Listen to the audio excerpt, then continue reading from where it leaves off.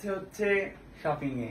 এই যে প্রথমবার জীবনে এত বড় একটা জিনিস ঘটছে, মানে আমি একটা কথা নিয়ে যায় ঠিক আছে, সবাই জানে এইটাই হচ্ছে ব্যাপার। ছোটবেলায় ঘুরে ঘুরে সব জিনিসপত্র ওকে কিনে দিয়েছি, ঠিক আছে? তখন এত ফুটানি ছিল না, ঠিক আছে? কিনে দিল গো দাদা, খালি গাড়ি কিনে দিত, এটাই আমার যা পেতাম তাই কিনে দিতাম তোকে। দিনের পর দিন আমার মানি ব্যাগ থেকে পয়সা শেষ করে দিয়েছি। হ্যাঁ, একটু চুরি করতাম। হ্যাঁ, তাহলে তুই আমাকে কখনো বড় লোকই হতে দিসনি। মানুষ তো অভাবেই চুরি করে। আমার টাকা ছিল না, আমি দাদা এই মানি ব্যাগে দেখতাম যে টাকা রয়েছে, আর এখন অভাব নেই, তারপরেও আমার মানি ব্যাগ থেকে টাকা নেয় না। এখন তো আমি বলেনি দাদা ভাই, এখন তো আমি চুরি করি না। মানে আগে চুরি করতিস, এখন ডাকাতি করিস। আগে আমি চুরি করতাম, শুধু আমি একা নয়, মাও চুরি করতো। মা চুরি করতো। মা বলো, বড় ছেলে ব্যাগ থেকে তুমি 10 টাকা মেরে নিতে না? কি গো বলো? আমি চুরি করিনি মা, আমি চুরি করিনি। মা আমি দুজনে মিলে, তুমি এই স্টাইলে বলো, তুমি এই স্টাইলে বলো, আমি চুরি করিনি মা। তাহলে তো ভালো, আমার ব্লগটা ভাইরাল। বাধা দেখছি কে রে কাজ। বলছি যে মা আর আমি দুজনে হচ্ছে দাদাইয়ের মানি ব্যাগ থেকে চুরি করেছি, এটা হচ্ছে সত্যি কথা। দাদা ভাই হচ্ছে কল সেন্টারে দাদাকে ভালো করে খাওয়ার জন্য। না না, তখন ও তার মানে ভালো মনে করে দিয়েছে।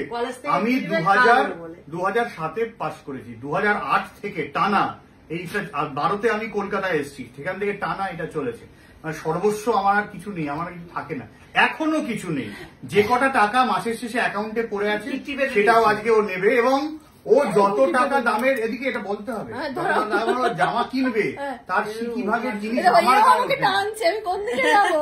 দেখ কি করবি, দেখ ও আবার চুলে কি এটা বাড়িতে তুই আর আমি একই, আমাকে অত্যাচার করছে সবাই, বধূ নির্যাতন। এরকম কুটনি বউ ঘরে এনেছে দেখো। বলছি যে শোন প্লু, তোর নামে বধূ নির্যাতনের কথা বলছে, কিন্তু কেন আদর করছো? দেখছো আমি বদনাম চলে এসে একদম আদর করবে না। তো যাই হোক, ও আরেকটা মা বলছিল চুরি কেন করতো, মা বলো। হ্যাঁ, দাদা কলেজ থেকে আসবে যাতে একটুখানি ভালো করে খেতে পারে, তাই ছেলেরই টাকা। এখন তুমি দিচ্ছ তোমার টাকায়, তোমায় খাচ্ছি, একই তো কি। ইনডাইরেক্টলি ডাইরেক্টলি চুরির কেস এতদিন পরে উঠেছে আবার নতুন করে। বাই দ্য ওয়ে, তুই এটা পুজোর কি এটা নিবি বলছিলি, সেটা কোথায়? পুজো কখন অর্ডার দেওয়া হয়ে গেছে দেখিয়ে দিচ্ছি। দেখা কি অর্ডার দিয়েছিস? ওর জন্মদিনে গেল, চশমা তো গেল, দেওয়া হয়ে গেছে। এইবারে আবার ওর তুলেছে কি, আবার একটা দামি পাঞ্জাবি দিতে হবে। This is your amount. পাঞ্জাবিটা দেখা, পাঞ্জাবি দেখা, আগে অ্যামাউন্টটা দেখো। 3340।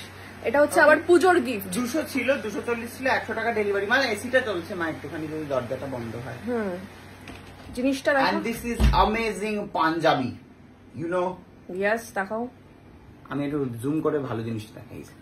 ওয়াও, কি সুন্দর কাজ করা রে, বাহ, ভীষণ সুন্দর। তো যাই হোক, পুজোর জিনিসটা ও বলেছে অনলাইন অর্ডার করে নেবে, তো অর্ডার করে দিয়েছে। অর্ডার করে নিয়েছি, শুধু তোমার একার থেকে নিয়ে নি। কুটনি প্রো শাশুড়ি, সে বলেছে হচ্ছে জন্মদিনে বাবা তুমি কি নেবে। কালকে গেছিল হচ্ছে শ্রীনিকেতনে কিনতে, প্লাস সোনার দোকানেও গেছিল, ওর পছন্দ হয়নি সেটা। এত বড় দমকানো লকেট নিয়ে কি করবো।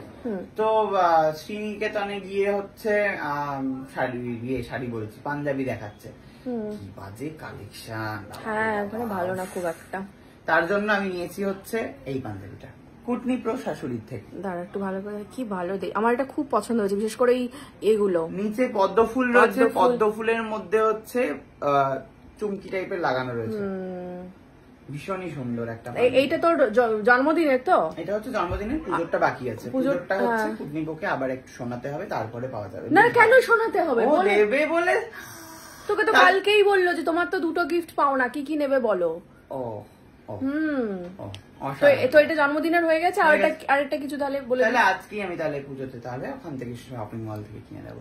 ও বাই দ্য ওয়ে, আজকে আমরা যাচ্ছি সাউথ সিটি। আপনারা যদি ফ্রি থাকেন তাহলে চলে আসতে পারেন, আজকে আমাদের সাথে দেখা হয়ে যাবে। আমাদের মোটা দাদাই যাচ্ছে, ভাবতেই পারছি না, ওকে শপিং করাতে নিয়ে যাচ্ছে আমাকে।